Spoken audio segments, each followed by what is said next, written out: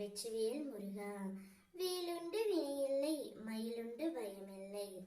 என் அன்பு தங்கமே, உன்னுடைய வாழ்க்கை துணையை பற்றிய மிக முக்கியமான விஷயத்தை தான் அப்பா இப்பொழுது உன்னிடம் கூற வந்திருக்கின்றேன். உன் துணையின் இறுதியான முடிவையும் நான் சொல்கின்றேன். இதை முழுமையாக கேள் தங்கமே.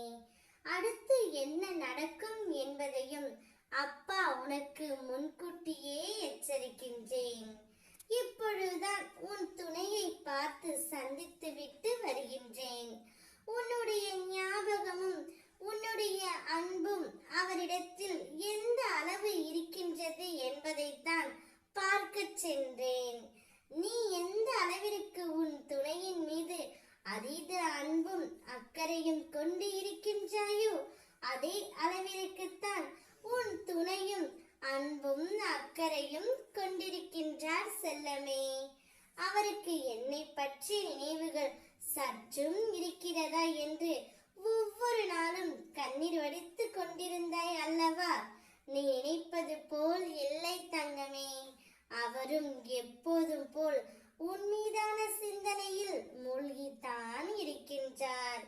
காலத்தின் கட்டாயத்தாலும் விதியின் சதியாலும் இந்த உறவு இப்பொழுது பிரிந்திருக்கின்றது. ஆனால் அவையெல்லாம் கடந்த காலமாக மாறப்போகின்றது. அவர் கூடிய விரைவில் உன்னிடம் வந்து சேருவார். இருவரின் அன்பு உண்மையாக இருக்கும் பட்சத்தில் நீங்கள் இருவரும் பிரிந்திருக்க வேண்டிய அவசியமே இல்லை. நீங்கள் இருவரும் ஒன்றாக சேர்ந்து வாழப் போகிறீர்கள். அதற்கான நேரமும் காலமும் மிக மிக அருகில் வந்துவிட்டது தங்கமே. நிச்சயமாக உன்னுடைய துணை உன்னை தேடி நாடி வருவார்.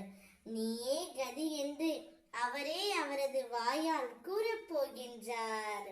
உன்னிடம் பேச ஆசைப்படுகின்றார்.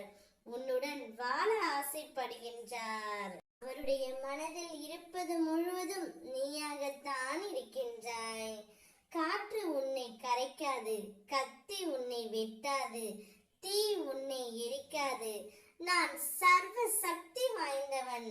உனக்கு தேவையானது அனைத்தும் தானாகவே உன்னை தேடி வரும்படி அப்பா நான் செய்கின்றேன். அடுத்தடுத்து உன் வாழ்க்கையில் வெற்றியும் சந்தோஷமும் நிறைந்திருக்கும். எந்தவித கவலையும் இல்லாமல் நீயும் உன் துணையும் என் ஆசீர்வாதத்துடன் நிம்மதியாகவும் சந்தோஷமாகவும் வாழ்வீர்கள். இது இந்த அப்பாவின் சுபவாக்கு. சந்தோஷமாக இரு. ஓ முருகா, வெற்றிவேல் முருகா.